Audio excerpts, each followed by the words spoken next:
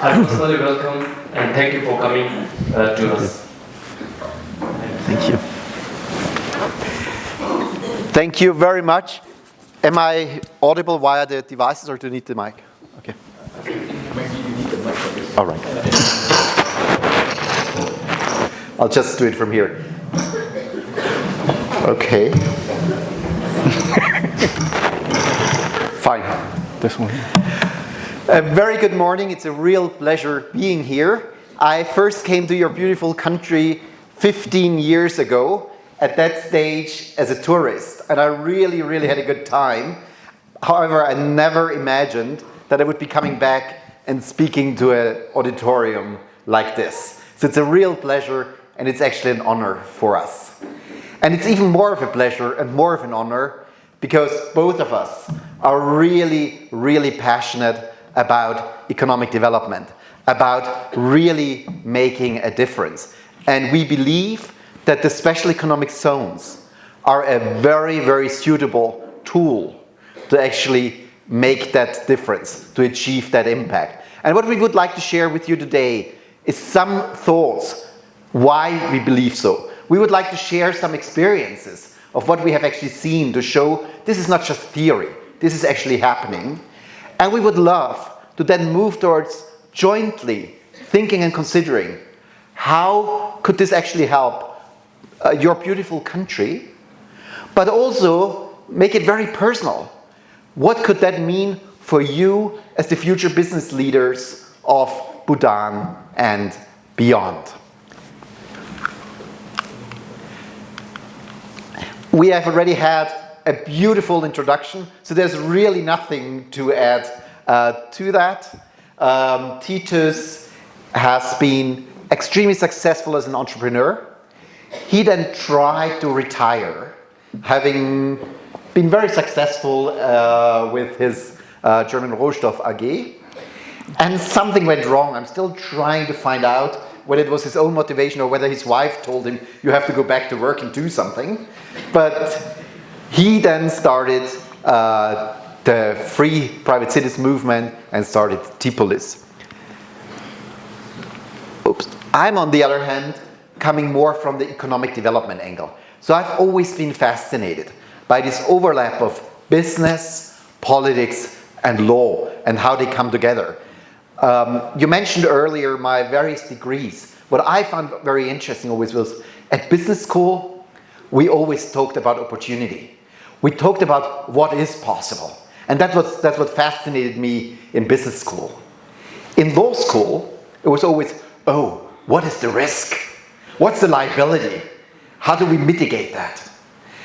And that's why I found this combination of business and politics so fascinating. See the opportunities, but don't be blind to the risks. I'm being quiet now how we looked at it at political sciences school. That's a different question.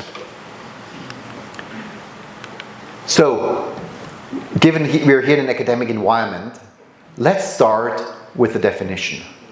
What are special economic zones?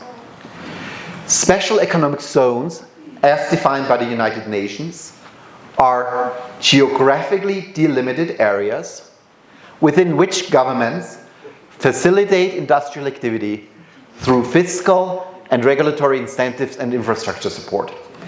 If you look at this definition, there are three core elements. And if you only take one thing from this lecture, it's those three elements. It's a geographically delimited zone.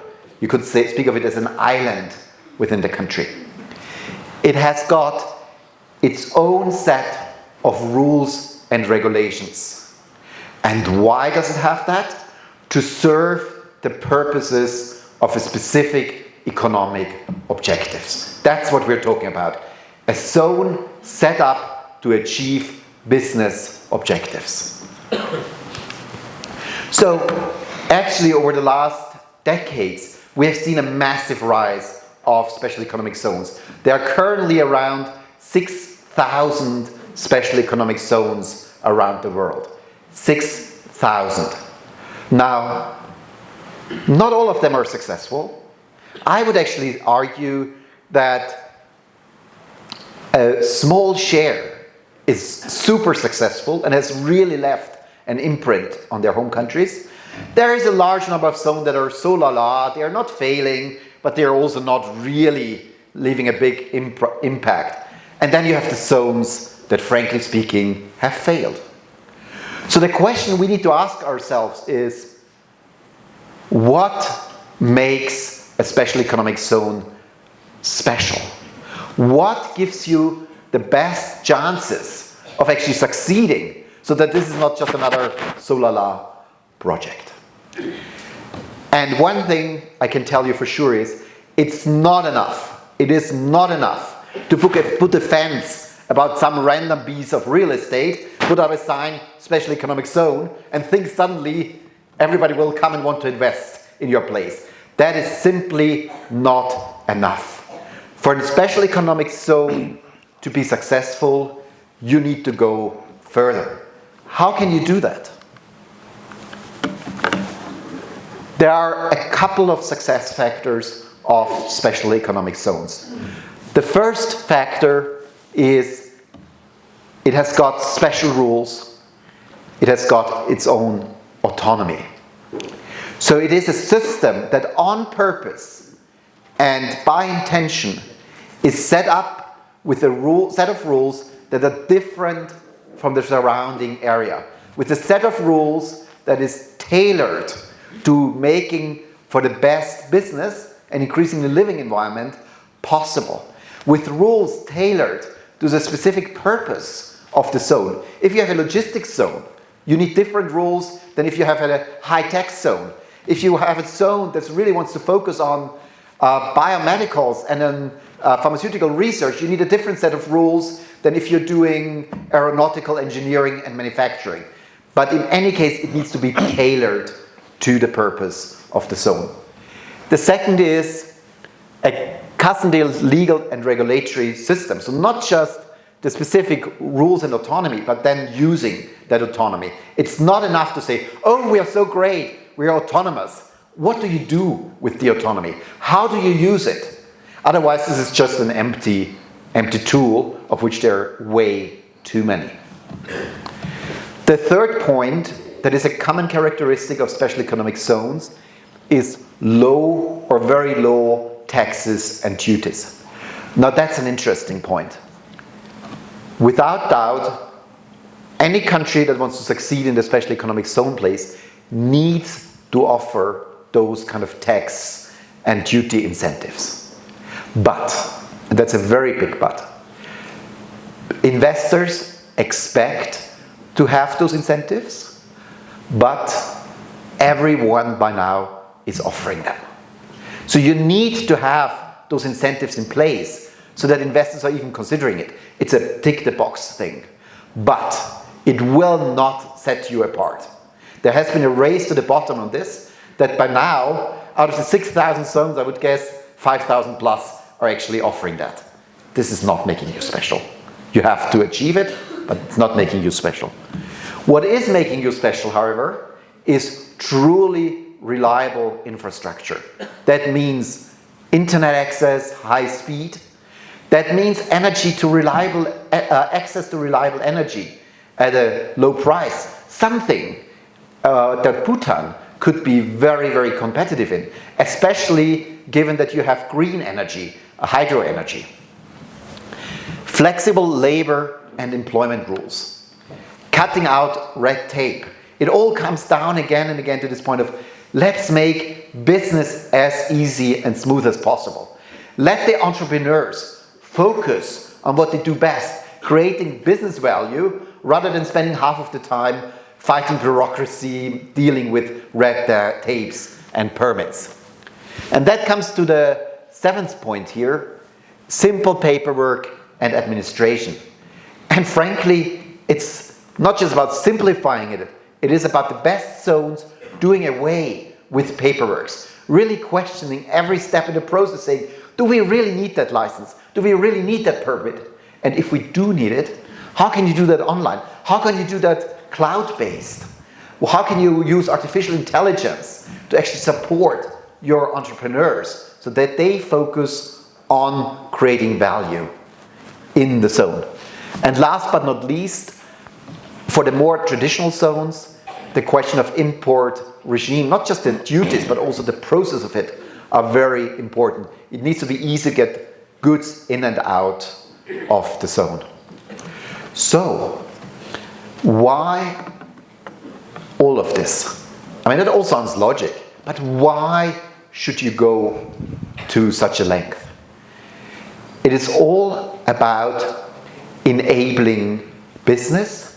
It is all about creating opportunity to grow GDP, to give opportunity to young entrepreneurs like yourself, to creating jobs. At the end of the day, special economic zones are about creating prosperity. And I would like to share with you one specific example that I'm very familiar with. I have been involved in various ways with the Dubai International Financial Center since 2005. Dubai International Financial Center is a free zone that's actually focusing on financial services, but not only financial services per se, consulting, accountancy, all those supplementary industries around it, and has increasingly become a hub for all sorts of professional services. And if you look at the numbers, they are impressive. You have millions and millions of revenue generated on a very, very small piece of land. We have created jobs. We have more than 680 firms within DIFC on a very small piece of land. So why has DIFC become so successful? It has really put Dubai on the map for financial services. Dubai wasn't there 20 years ago. Hong Kong, Singapore, London. Dubai? Really? Well, it was DIFC that really changed the story of that. And it did so, first of all, by creating a clear value proposition. And that's, in my eyes, the one factor that will determine whether your zone is a winner or is so la la. You need to know what is the unique selling proposition. I think I might use that in this audience here. What's the USP of your zone? If you have a product and the zone is nothing else than a product you're marketing, if you have a product and you can't say yourself, what need is it serving? What good is it doing? Why should people buy it? Because they are buying it. It's no good. You need to convey that purpose. And it's not a purpose that you convey because you find it so great. You need to identify what is the need and why are you the best in the world, in your region, to serve that specific need. And DIFC did exactly that. It identified a gap in financial services and it really tailored everything. It created an ecosystem to serve that value proposition. And it continues to do so. That story has never ended. We're still innovating. We're still redefining. FinTech was not a topic in 2005. Now, the FinTech, so-called FinTech beehive, is one of the most active parts and innovative parts of DIFC. The second element is DIFC was actually given internal autonomy and the use of common law. Now, that at first sounds like fine, internal autonomy, use of common law. Actually, this was a massive step. The Dubai International Financial Center is based in the United Arab Emirates. The United Arab Emirates are, by the nature, a so-called civil law country. Now, what they did is for the Dubai International Financial Center, they said, we are prepared within the zone to use and apply the laws, roughly speaking, a combination of the laws of England and Wales and Singapore. Just imagine that. What they were saying, yes, it's our country, we have our legal system, and this is no judgment to the quality of our own system. That's not what it is about. What they said is, okay, we want to attract international financial institutions to set up shop here. And those international financial institutions are looking for familiarity in the legal system. So we are prepared to give them exactly that by offering an English-like common law system in the zone, without judging our own system. It's just about meeting the needs of the investors. And that's a big and important step. They even went further. We set up our own courts, and I'm very proud to have been the executive director of the Dispute Resolution Authority for a number of years. We set up courts within the United Arab Emirates and staffed them with judges from Singapore, Malaysia, Australia, the United Kingdom, and so on and so forth.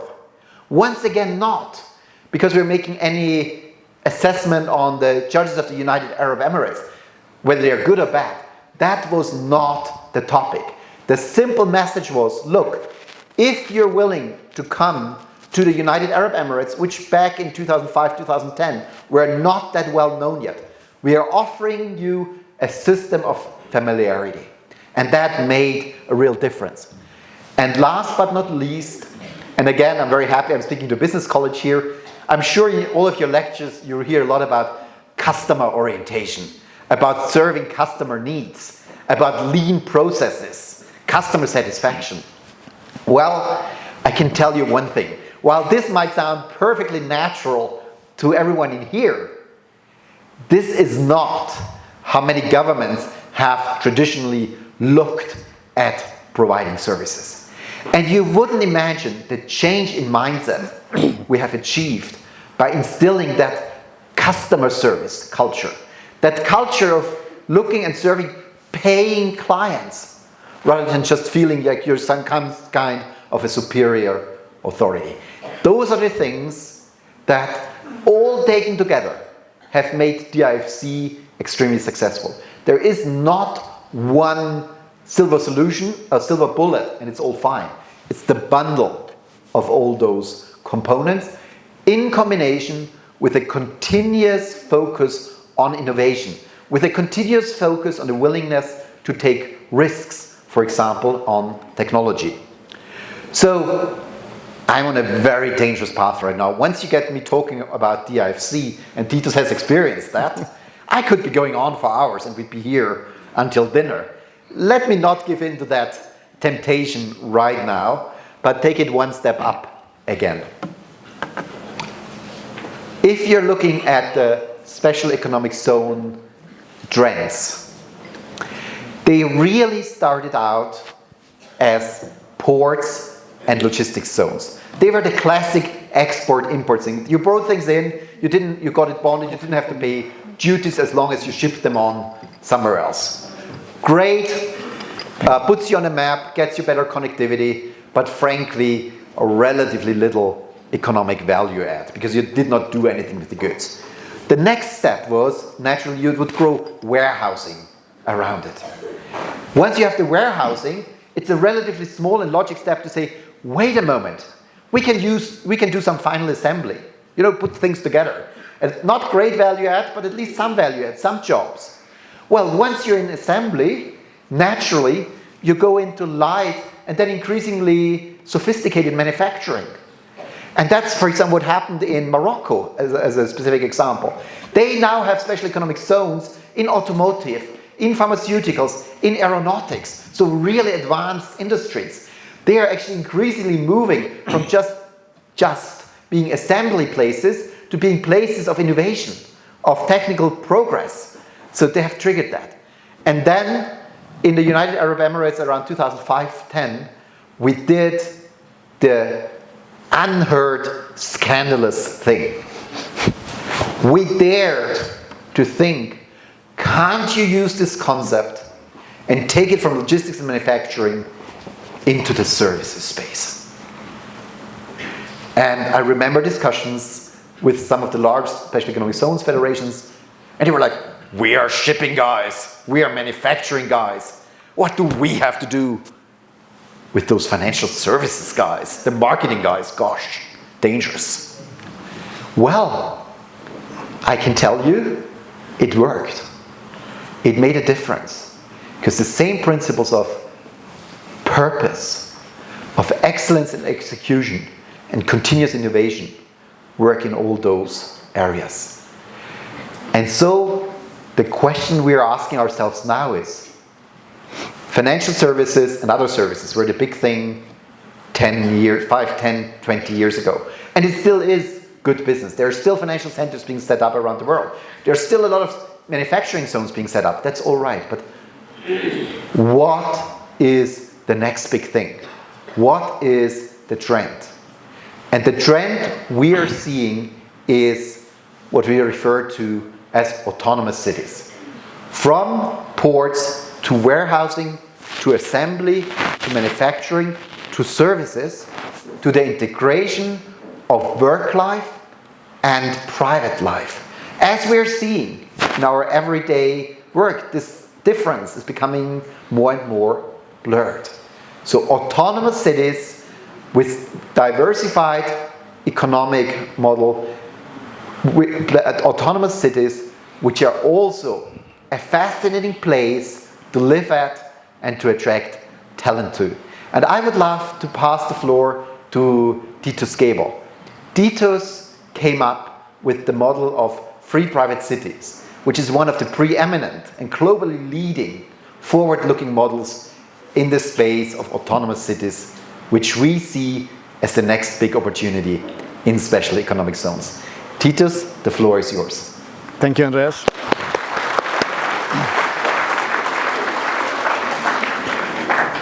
Do I need this or have I to use this? Both. Okay, I see. Ladies and gentlemen, it's an honor for me to be here, and thank you for your interest. I assume you're here voluntarily, not forced by the president. So, and thank you, Andreas, also for the introduction and for all the work you have done. Let me start with two anecdotes from two small principalities in Europe. There are still principalities in Europe, not much. I live in one of them. I live in Monaco. And a friend of mine who came to Monaco just recently, he told me a story that he was invited in the yacht club and see what it's all about. And there was a person asking him constantly, all the time, about his first experiences in Monaco and how he found it and what he would improve and all that. And he said, wait a minute, why are you asking me all those questions? And the guy said, well, because I'm the president of parliament and you are my customer. And he said, what? Customer? And then he thought, yeah, true, that is a totally new idea. I'm a customer, not just a resident or just a citizen or a national. And that is indeed a different approach. And he was first surprised, but later he told me, that is good. That is a good approach. And he was very thankful to the President of Parliament to ask him these questions. And the second anecdote is not an anecdote, it's a quote by the Prince Hans Adam of Liechtenstein, another small principality in Europe. He has written a remarkable book. I know him and we have discussed this also. And the book is called The State in the Third Millennium. Very recommendable. And he said the state in the 21st century has to be a service provider or it will not be, right? And otherwise, he says the state has no right of existence. And that is the thought I have developed and said, yeah, I think this is true. Because after all, government is a service. What? Government is a service? State and market are totally different spheres? No, they're not. Because what we want is protection of life, liberty, and property. All of us want that. Even a criminal wants that. Right? So we have an identity of interest. And therefore we have to make some contributions. We can't have complete freedom. Where we have to accept some rules and we have to pay something for these services. But that's it. That is something that can be done.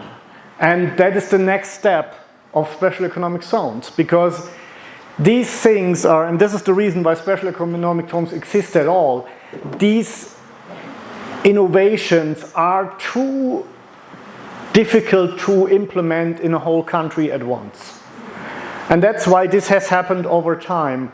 And then the respective countries have taken over some of the ideas or not. But this is the way to go. It's a proven model of trying out new things. And the other thing is, if they fail, it's also not a big damage, right? Let's assume you have a crazy idea about politics, and let's call it communism, and you make a whole country called the Soviet Union communist. It took 70 years to unwind that error, right? That is much easier here, and the damage is much smaller.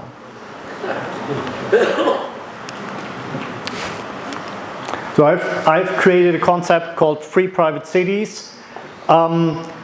That is based on this idea that government is a service. And if this service is provided on behalf of the real government, provided by a private company, then this company has skin in the game. That means they cannot just waste resources and making all kinds of promises, because then they go bankrupt, insolvent. So they have a really, really strong incentive of providing a service that is not wasting resources and that is eventually profitable and functioning. On the other hand, they have the incentive, because they cannot force you to come, they must provide an attractive product. And that is only possible if what they are providing is so interesting and attractive that people like you would come voluntarily. So you have, on the one side, you cannot just waste resources or buy votes by spending money regardless of what purpose. That's not possible. And on the other hand, you have to provide a good service. So this is a very, very strong incentive, two incentives to do a good job. And the other big innovation is that there's a contract, a real contract. You've certainly heard about the social contract theories, right? But the problem with the social contract theory is that, well, if we have a social contract amongst each other that somebody should rule us, or if we should, we give it to elected government, then the contract normally is changed frequently, but never by you. It's always the other side that's changing. And that is creating a lot of political instability and political struggle all the time. So if you say, okay, for this small region, let's just say, okay, the rules are laid down in a contract and I have to pay something for protection of life, liberty and property, which is modestly, it's not much because it's a limited task. And these are my rights and obligations. You look into the contract, it's a written contract, and you say, I like it or I don't like it. If you like it, you say, okay, I'm signing up, I'm moving to the city, and I know that the city operator cannot change the rules because he also has signed the contract. It's a little bit the same as if you go to a painter and say, please paint my room. And the painter says, that costs you whatever, $100 US. And you say, okay, I want to paint it, have to paint it in green. And then the painter is painting in green. And there is two results possible. You are satisfied with the work or you're not. If you're not satisfied, you said, I'm only paying less, or you have to do it again. Otherwise, we go to court. Right? That's, you know that. That works.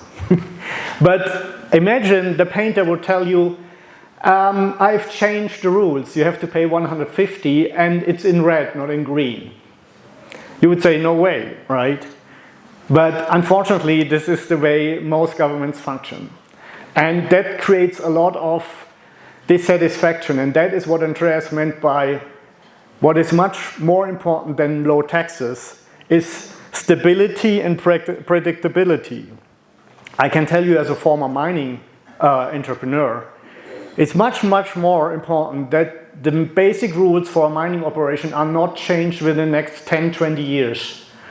Because we have all built the whole business on that assumption of these rules.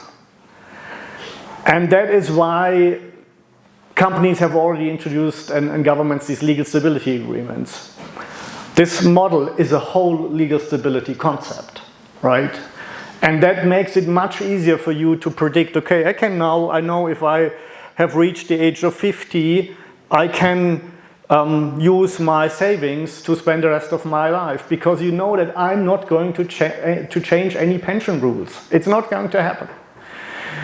So even if it's a private person, you have a lot of advantages from that. And especially as a company, right? You can really focus on doing business because you know the rules are not changing, or only to a very, very limited degree. So the rules are not changing, the amount you have to pay is not changing, and then you can focus on what you can do best. In the world of today, as an entrepreneur, you have to use at least 50% of your time, if you're running a big company, to defend against political changes, to create new laws or stop new laws from coming into existence, to do all kinds of public relations stuff and all that, which is taking away your energy from what you really want to do and what you really can do best. And imagine a society where you really can focus on what you can do best. This would flourish after 2 or 3 generations. It would be a big gap. And so if people said, hey, and I know that Andreas is constantly in discussions with governments as MI, and he has been approached, hey, we should have jumped that train of international financial centers back in 2005. And Andreas normally says, well, it's too late now, but there's another train, right? And the same is, that's new. And that requires courage by governments, but some governments do have this courage, right? And the idea is really, as I said, right, this is it's a special economic zone, but with enhanced autonomy. This is an own jurisdiction, embedded in the host state's sovereignty and constitution, but they have their own institutions, courts, common law system, courts, administration, even security, and that is something. It's a lot to ask by government, but on the other hand, it will also bring a lot of profit to the whole country, because if this is done right, it's very, very attractive, not only for businesses but also for talented individuals. And the biggest difference between the free private cities between the free private cities approach and a traditional special economic zone is that this is not focused on businesses only.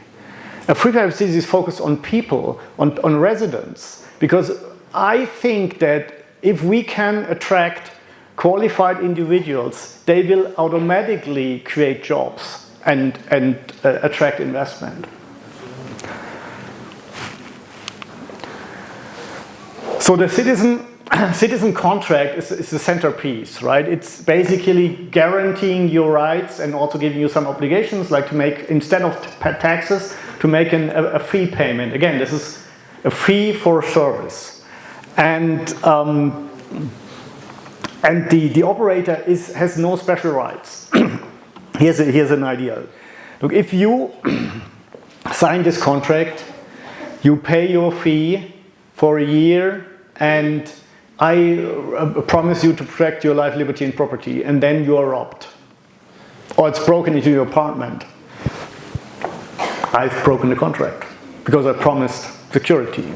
So you can come to me and say, Titus, you owe me damages, right? Because I paid my share and you did not deliver your part of this thing. And I do. That's a way of thinking that was rather usual in the Middle Ages. I remember having read about a prince that was offering a free market in his principality, offering to all kinds of traders and business people to come to his market. And he said, I promise everybody who is robbed or has any disadvantage to replace him any damages while the market is ongoing. So, and we're going back to this idea that if I, as a service provider, promise you something and I do not deliver, I owe you damages in exchange. And that gives you also a very secure situation, because know that no third party can interfere in that bilateral contract. That's very important. And that's the, it sounds trivial, but it's very important that people can and businesses can plan for the long term. So incentives for me to, why should this work?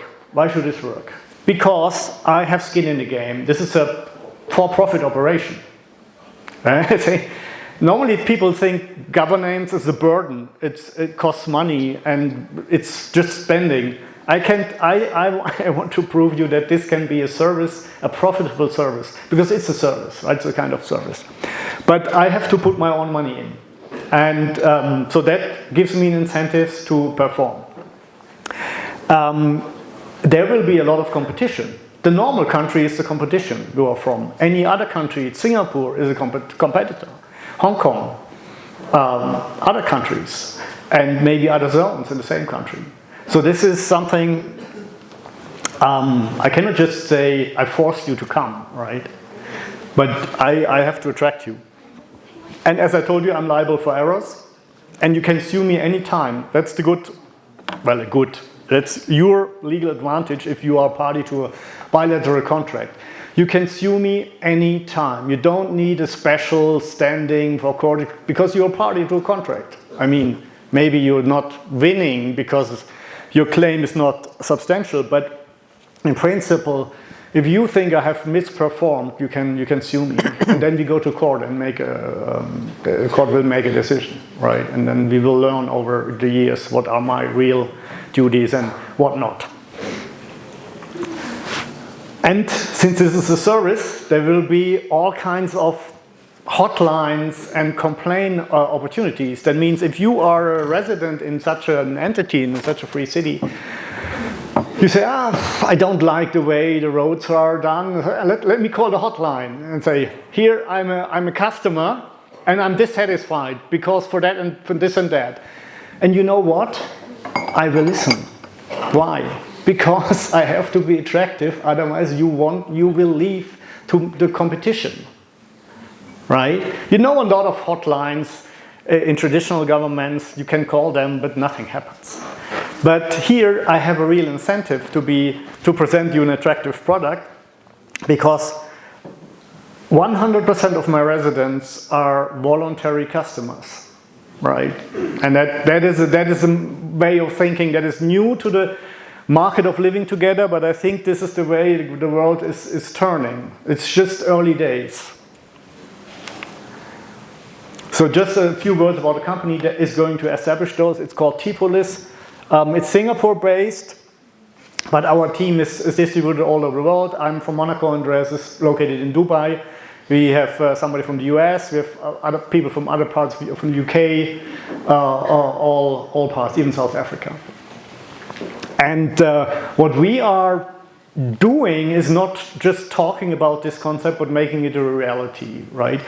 I've been involved in this first autonomous zone of a new type in Honduras, Prospera. There are 3 zones now, and they all followed our model. From the first zone, I helped framing the legal framework between 2017 and 2019 until it was approved by the government. And we are now working on own projects with this company. We are in constant negotiations with about 10 governments at one time. And we think that your country is ideally for such an innovative model, right? Because there's a willingness to try out new things. There are people, you have already this rule of law tradition, you have cheap and abundant energy, and if there is a possibility to try out new things, that it's often very difficult to make this in the whole country. That is not a problem of Bhutan, that's in all countries. So, but I think that's okay, right? Because you should not change the existing system too quickly without need, because something that has been established over a long period of time has merit, otherwise it would not exist any longer.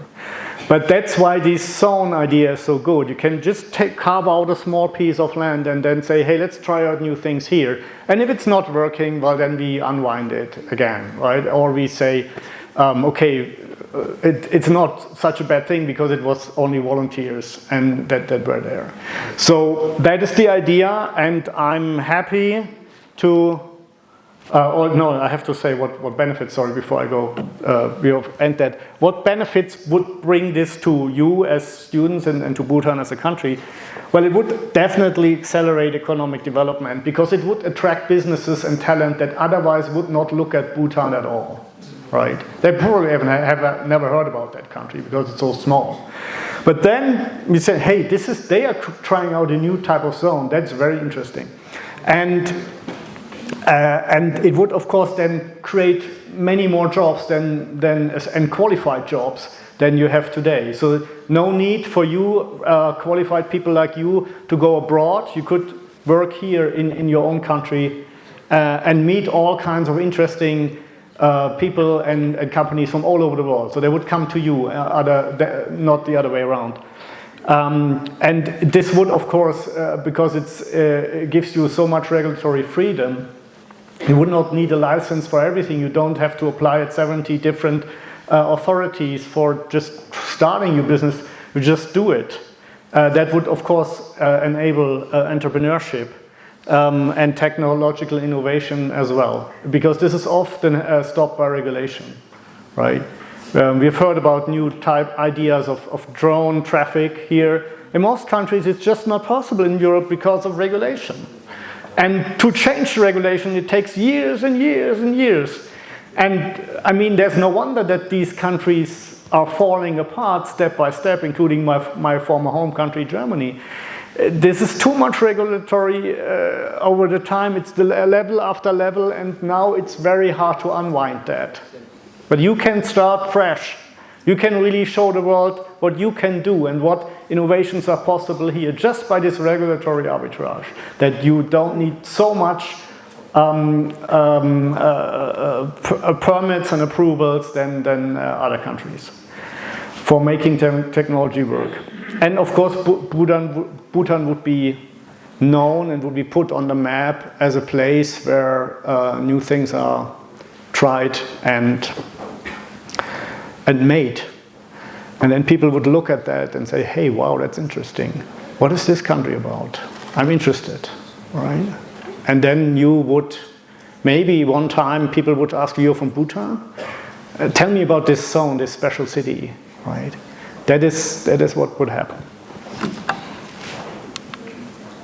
And what is in there for you? Well, it's an environment where you really would see what is possible in a variety of industries here in your own country, and there are probably just a number of interesting jobs would be much bigger than what is currently here available for all of you,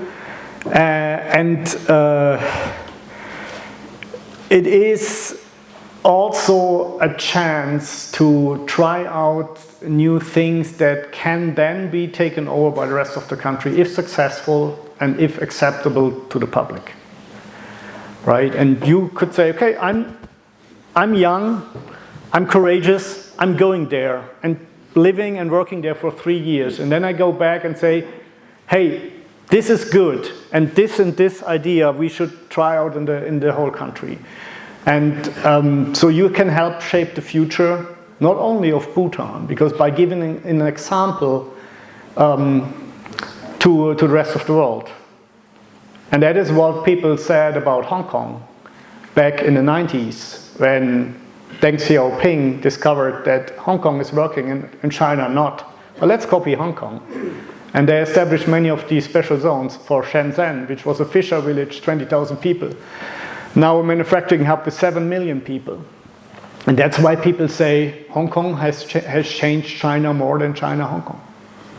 And the same could happen with such a project here. Thank you very much for your attendance.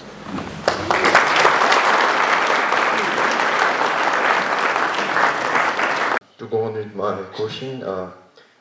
What are the potential social, economic, and cultural impacts of establishment of social and economic zone in Bhutan, such as Gedu megacity, Samti industrial zone, and Thimphu Border restaurant zone, and what strategy can the country employ to overcome associated challenges?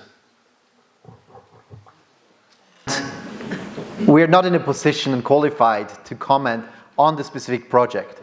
What we can share, however, is that cities and special economic zones, because that's what we're talking about, around the world have shaped their ecosystems. I'm using that word on purpose in what I would say 3 ways. The first impact is what we refer to as direct impact.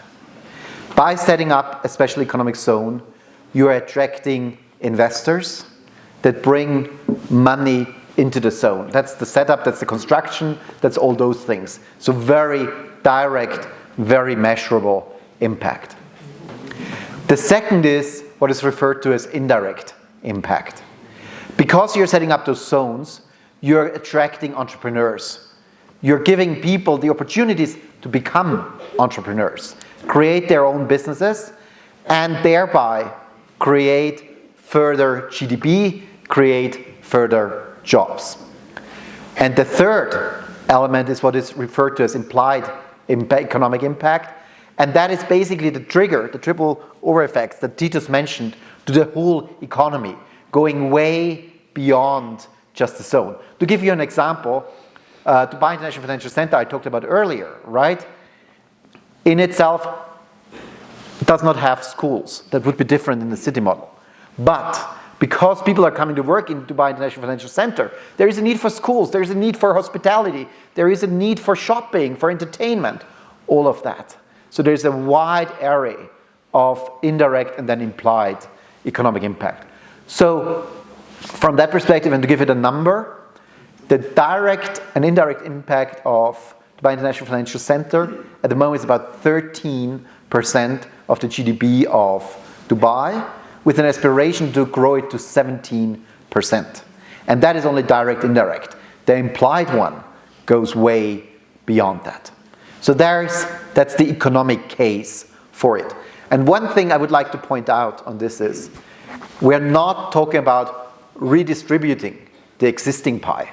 This is about growing the pie, complementing what already exists, so that there is more to share overall. And that is a very, very important argument to come to the second aspect, which is more the political impact, the impact on society. Special economic zones are not about taking something away here and putting it there. It's about growing something new that you would not be able to grow and attract otherwise. And that is a very important political argument. Impact on society. We do get the question quite a bit is, okay, you're attracting a lot of people from all over the world. What does it do to social stability, to your society, and so on and so forth? Yes, there are people coming in. I mean, I'm an expert in the United Arab Emirates. But for me, it's also been a great opportunity to actually learn about the culture in the United Arab Emirates. And yes, it has shaped me. It has probably shaped me more than I have shaped the United Arab Emirates. So it is an exchange, but I would argue exchange is positive as long as you show respect for the local culture and the local customs. Special economic zones are not law-free zones. They are free zones, but governed by law and based on the principle of respect. And I think that is a very, very important element in this equation. Yeah, very well said. I think just to add to the last point, if so many people would come to such a city project, then you would say, hey, they will change the whole social fabric. And that is why that's not necessarily the case. As Andreas said, it's all about respecting the existing culture. And the other thing is very trivial. These are located on a certain area. So that would mean you're not automatically allowed to enter the rest of Bhutan if you are a resident in this city project, and you're not allowed to vote. So there's no risk that a foreign majority would take over the country. And this is the same with me. I'm also an expert living in Monaco. 80% of the population is non-Monegasque, but we're also not entitled to vote for parliament. And it's working, it's a very stable society, and nobody is questioning the existing order. Good morning to Dr. Titus, Gebel, and Dr. Andreas, Baumgartner, and all the audience here present for the session. So, like we pay money in exchange of goods and services, I think to acquire the benefits for special economic zones, there's a certain change that the country will go through in form of education system, the health facilities provided, and also the operations of the country must excel in order to acquire the services provided by economic zones which are specialized in a specific business organization. So I would like to know what are the specific changes and obvious outcomes of these special economic zones. What are the changes required and the outcomes? Economic zones, we look at as tools. They're not a purpose in their own right. They're tools to achieve prosperity by creating jobs, by creating more business, and increasingly by attracting talent, by being an attractive place to work at and to live at. To work at and to live at. So, what does this require? It definitely requires talent. At the end of the day, it's all about people. You can build the nicest infrastructure, you can write the perfect legislation. If there is no talent, it will not work. So at the end of the day, it all comes down to talent. So if it all comes down to talent, the question is, where do we get talent from? And roughly speaking, there are two paths. You can develop talent in-house, in-country, or you get it from somewhere else. And for a special economic zone to succeed on the global scale, on the regional scale, it takes a combination of both. Education, what you're doing here, the entrepreneurship you're developing, and we walked past this family entrepreneurship center that you have here, right? Those are exactly the kind of things that are needed, because all of you should become the leaders in those new economic zones, whether more on the administrative side, whether on the business side. It's your zones, it's your opportunities. So that's where the existing education hopefully prepares you for it, prepares you for that willingness to take risk, prepares you for thinking out of the box, not just copying what has been done before, but thinking about how can you do it differently, how can you do it better, how can you use modern technology to really make a difference. So that's education in country. To jumpstart an economic zone, it is important to also attract the best, the most suitable talent internationally. By offering economic incentives, but also by offering the right environment. I've got 3 small children.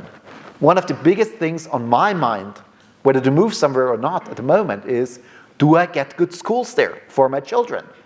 And they could have offered me a fascinating job at the highest salary.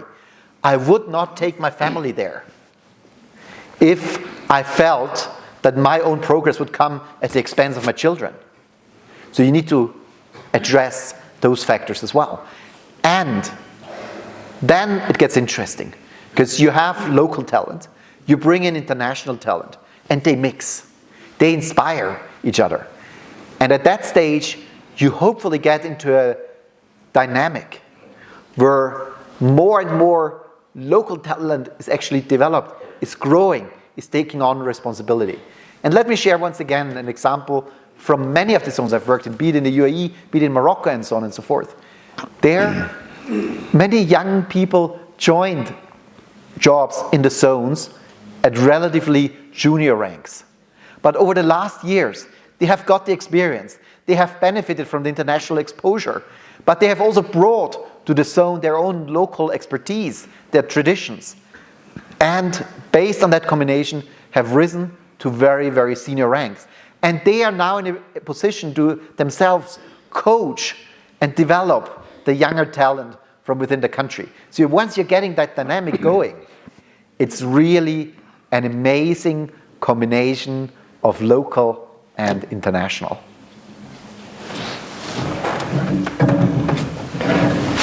Yeah, on a more formal side, the requirement first and foremost would be the legal autonomy that is necessary for such a model.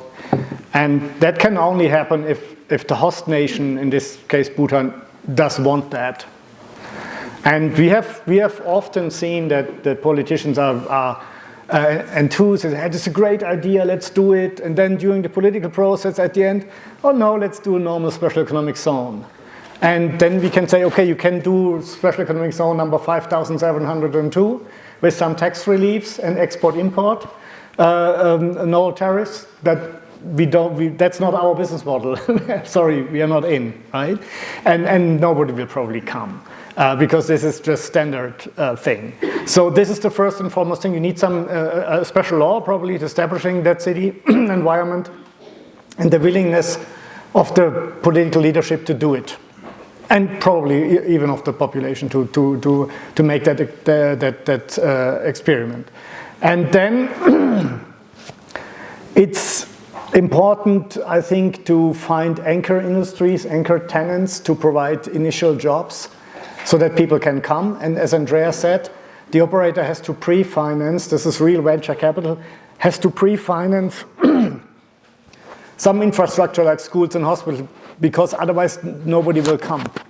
Right? It's a chicken egg problem. So if there's no infrastructure, nobody is coming. Nobody is coming, no infrastructure is built. So we have to pre-finance that. That's our risk, right? Or the risk of the city operator. And then I think Andreas has made a point what is needed here. And it's a mix of ideas, a mix of talent, national, international, and with the right regulatory framework. And I think we have developed the right regulatory framework, which is always adapted to the necessities of the local situation and the politics. Then we can really make a difference. If I may build on this, we got a very, very interesting question yesterday when we were at your sister college. And that question was, what are the biggest risks to special economic zones on a high level, whether that's now an autonomous city or a very traditional zone? And we actually discussed a bit further afterwards, because there are the obvious answers, regulation, blah, blah, blah, blah, blah. But what is it really? What is at the core of it? And I would say at the core of it, the three biggest success factors, if you phrase it positively, business school, or the three biggest risks, if you phrase it negatively, law school, are the following: purpose, commitment, and endurance. Purpose.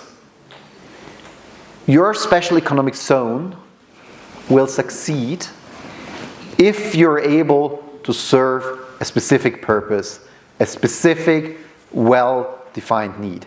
It will fail, or at least it will be number 5,700, whatever it was, 702, if it's just something. Purpose.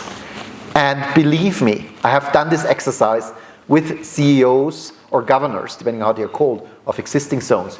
You wouldn't believe how many top executives are struggling if you ask them, take a piece of paper and write down for me in the next 90 seconds why your zone is unique. You need to be able to have a very, very clear message on the purpose, and it needs to be directed to a market need. The second thing, commitment. Either you're in or you're not in. Either you want to do it or stop wasting resources on it. Commitment politically, financially, and also from a communications perspective. If you'd want to do it, and really believe in it. Show a passion for it. And the third thing is endurance. I can tell you out of experience, even today's most successful special zones have gone through valleys of despair, of frustration. And that frustration, that despair, typically comes relatively soon after you start. You have all this energy, you have the fascination, you have the commitment, you're burning to get it done. And then it gets difficult. You have all the pre-investments, you have the regulatory issues coming up, everything suddenly seems difficult. You're going into that valley. And many zones have given up while they're in that valley. They have given up after already making the investments, time, resources, but before they're getting out of the valley and really reaping the benefits. Some of you might have heard of this hockey stick model. That's exactly what we're talking about. Make sure you're not giving up in the valley. And the first and foremost thing of not giving up is to actually know that it's going up again. So the three big things: purpose, clear, specific, needs to be expressible within 90 seconds or less. Commitment, you could also call it passion. And endurance. This is not going to be easy. I don't know a single special economic zone where everything has been smooth and easy. But those that persevered succeeded. Two questions. So first one is, what are some of the specific curriculum should GCBS prepare for SEZ, Social Economic Zone, coming into Bhutan, so that the right pool of human resources are prepared here at GCBS? And then my second question is, name three failed SEZ, why they failed badly, and what should Bhutan avoid? I think it's important to understand what first the historical development of special economic zones, right? Somebody said the first one was happening in Roman times, when the Romans wanted to basically compete against a very successful harbor in the Aegean Sea. They established another harbor close by which had zero taxes, right? So, and they were very successful, taking away the business from the other harbor. So this is supposedly the first special economic zone in history. But it's important to learn what happened starting in the 1960s and how this developed. And then the second step would be, what is the definition today of a special economic zone? Special economic zone is a term that was minted before you had free zones, export processing zones, free trade zones, all kinds, free ports, all kinds of stuff. So learn the differences between those, if any. Then learn about how the special economic zone have developed over time, and then look into the regulation. What are exactly the differences of special economic zones compared to the rest of the country? And then study the more modern examples, which I would legally qualify rather as special administrative regions than special economic zones, which are DIFC or the copycats, AIFC, Abu Dhabi Global Market, our model after DIFC, or the CEDES in Honduras. We have three different CEDES with completely different outsets because the CEDE law allows for such flexibility. Very interesting, and then you will be on top notch what's happening in the world already. So this is a relatively new development, but it's not so difficult to understand once you have understood how this all developed since the 1960s. Also on the first question, we're not avoiding the second question, I'll come to that in a moment. If you, as business school, some of you soon to be graduates, there are, very roughly speaking, 3 types of jobs in special economic zones. And all of them have their attractions and their drawbacks, depending on your personality, depending on what you are burning for. There are special economic zones are set up to attract foreign direct investment, to get in international expertise, know-how, and activity.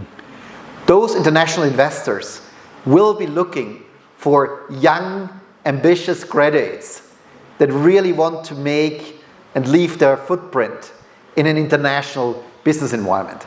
They will be looking for graduates, who are up there on par competing with the best of the world. So if you say, I'm passionate about really making a career, making a difference as part of an international company, as part of an international investor, maybe even within that investor's group, spending a few years here, going a few years there, then coming back to Bhutan.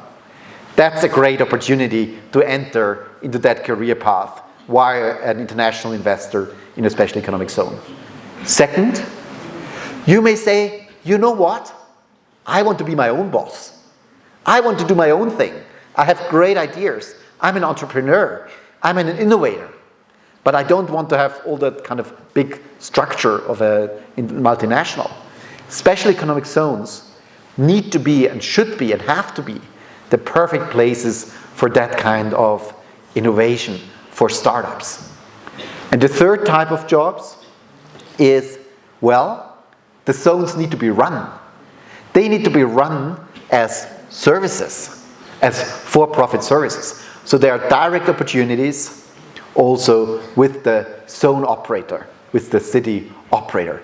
And it's a really good idea in those roles to actually have people with a business and a service mindset. So there should be ample of opportunity for all of you in there, depending on what are you passionate about, what is your dream.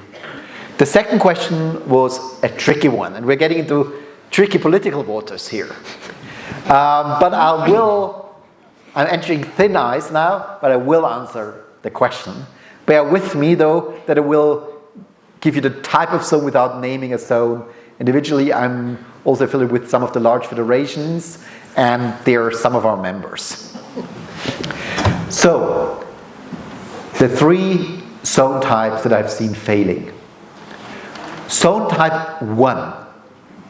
Actually, special economic zones are on the retreat in the European Union.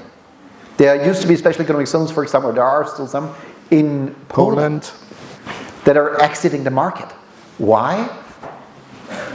Because, for whatever reasons it may be, I'm not commenting on some of the political motives, they are not getting the political support. They're seen or regarded by some as unfair competition to the domestic economic systems. Totally losing out on the point that special economic zones are not competition to the domestic systems. They are growing the pie, and they can be inspiration to the domestic systems.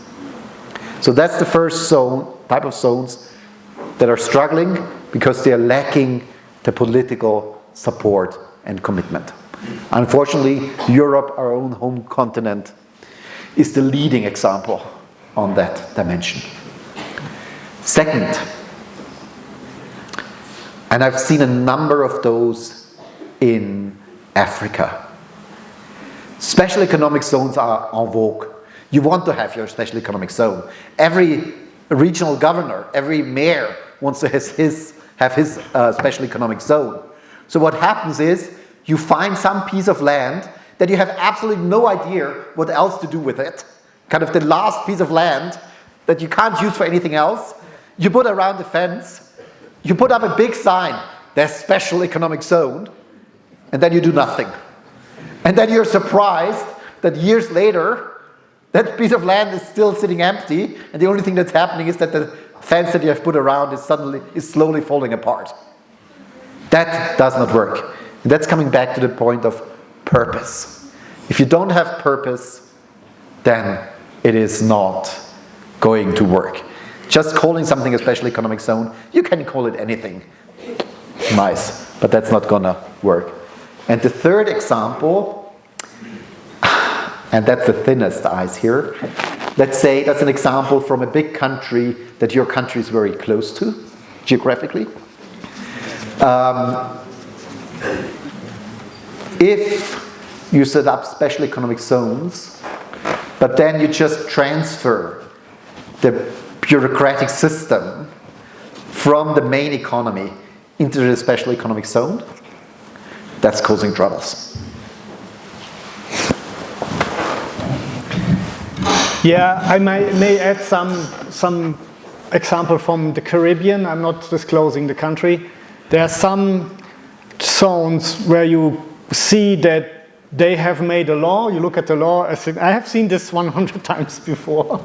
Right? There's a kind of a standard special economic zone law. Everybody's copying from each other. So you have there's zero innovation. And then they have really carved out a piece of land, which is maybe not the best, but also not the worst. And there are some buildings there. And you come 10 years later and it's the same. So nothing happened. I would even say that's the normal phase of new special economic zones at the moment, because you have already so many. Why should people come to Caribbean? Why should a company come to a Caribbean island, right? It's difficult to travel there. So that is, again, our argument. You have to, if you now establish today in the year 2023 a special economic zone, forget about the standard SEZ law that will not attract anyone. You have to offer something else that the others do not offer. Especially if you are in a remote location like Bhutan or Caribbean islands or in Africa, you have to offer more than just the standard model. And that's again, purpose, commitment, endurance. For the wonderful session. I just had a question from the first session itself, the introduction of success factors of SEZ. So it now added up upon the answers which I heard from you, where like say the strategic locations of the SEZ plays an important role. So I didn't see that success factors of SEZ, whereas in the free trade zones, the strategic locations of the places where it is being established play an important role. So I'm just wondering whether that Bhutan has that strategic location which can be of more success in the future in terms of mode of transportations, like our country has just a role. So it is of hindrance for the success. So if you could share whether strategic location of the place which is picked up as a zone play an important role. And an answer to that would be, there is not one story for special economic zones. There are hundreds and hundreds of different stories. Of course, if you now said, we want to become a major transshipment zone, you'd have a problem, just geographically. I'm coming from Austria, we are landlocked as well. That's just not going to happen because we have not already seen same here in Bhutan. So, I would argue the question is not, is the land good enough, so to speak? The question is the other way around, is with the land and the competitive advantages that you have, what is the best value proposition?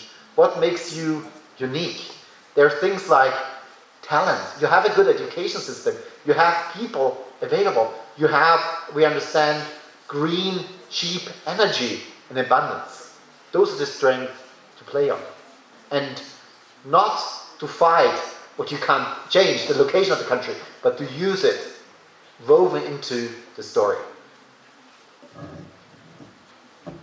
There are two elements. One is the more attractive your regulatory framework is, the less important the location is. Look at Las Vegas, right? It's in the middle of the desert. Whoever would move there, but there was a guy saying, no, I will make up here a big casino and all that because that's not allowed elsewhere in the US, and that will attract people, and it worked. right? So I think, nevertheless, it plays a role. Ideally, you are with sea access, already big airports nearby, and in the center of populated economic area. Well, but that is, if it's not happening, you have to see, okay, what is here?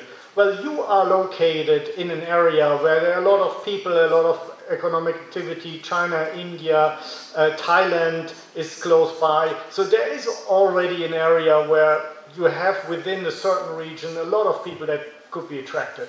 Okay, you have no port, that's true, but Switzerland also has no port. And the small country of Liechtenstein, they have just the Rhine River, right? And they're not shipping much. But they have the biggest GDP in Europe. They're just manufacturing and sending it by trucks or train. So these opportunities are here as well. And if you look at the map, where would you locate that zone? Probably not on the northern border of Bhutan, but rather on the other side, right? But then I think it's good enough, right? There are many places on Earth which are worse, right? Not only which are worse, we're coming here as visitors. It's my second time here. First time I was just here as a tourist. Don't underestimate the beauty of your country. And yes, it is business, but people are people. They like a beautiful environment. They enjoy the nature. They enjoy the good air. So don't underestimate all those factors. Titus and I actually just recently worked together on a project where they looked at attracting specifically high net worth individuals. And there, it was very interesting on the needs analysis. The need for a good, healthy environment, an environment where you can feel whole, was as important for those decision makers, if not more important, than some of the business factors. So don't underestimate that natural advantage of your beautiful country. On top, of course, and Titus, you triggered me with that, there is the topic of connectivity. And that is an area where you can do a lot of things. Connectivity in terms of internet speed and reliability, an absolute must at this stage. But also connectivity, for example, in terms of infrastructure for flights and so on and so forth. My question is now, Dr. Titus Gebel has stated that one of the benefits of special economic zone is putting Bhutan in the global map firmly. So now, already I believe that Bhutan is known to be one of the happiest country, and if Bhutan, after Bhutan focuses on a special economic zone, will Bhutan still have the name of the happiest country, or will there be another name for Bhutan? And one more question, sorry.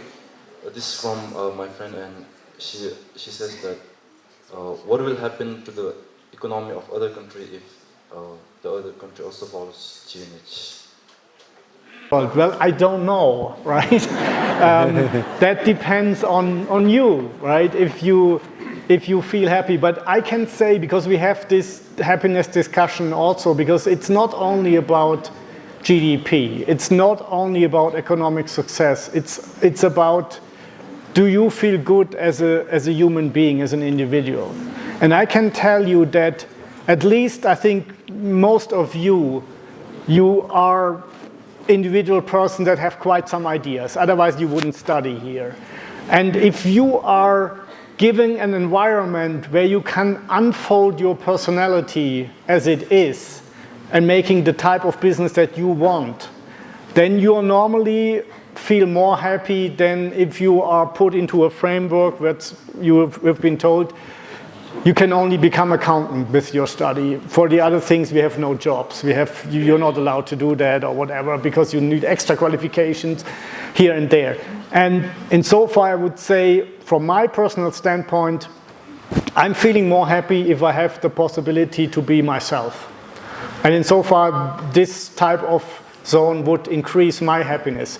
But other people feel differently, so I cannot say what it would mean for the whole of Bhutan. Now, for the other countries, This is the same question that Andreas already answered. The pie will not be distributed, it will grow bigger. Take, for example, Singapore or Monaco, very successful entities. And you can say that in both cases, and the same is true for many of those other successful small areas, around them has formed a belt of wealth in the neighboring countries. In Monaco, it is surrounded by 3 French communities, and they are all wealthy, I can tell you, far beyond the French average. And the same is true for on the Singapore side of Malaysia and Indonesia. They're profiting from Singapore, and the same will happen here. So it's not a disadvantage, to the opposite. It will be an advantage to everybody who is regionally around. And I really love your question or statement related to happiness. And that is because I actually think this is an area where many of us can learn from you. In what's called the quote-unquote West, whether that's geographically West or not is a different question, right? What many of us in the West, we had this belief of, okay, if you're great in business, in a way that will make you happy. What we are slowly learning is that it is about balance. And that to be successful, to be happy, it requires both the business and the personal lifestyle side. We haven't been good on that, I can tell you for sure. I've worked with a large international consulting company for 9 years. Remember the chart that I put up with this development path? If you look at all the stages to date, they were purely business focused. Now we're at the transition with the autonomous cities, where we're merging work style and lifestyle. Because you need both to be sustainably happy, if I may use that term. So, you know what?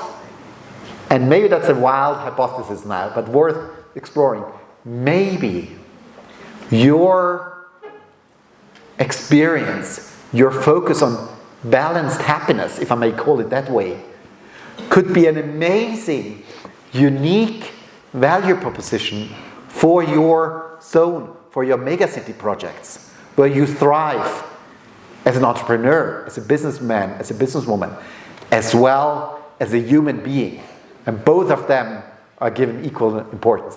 Maybe that's something you might actually want to take to some of your leaders as an idea coming out of today's session. Thanks for inspiring us.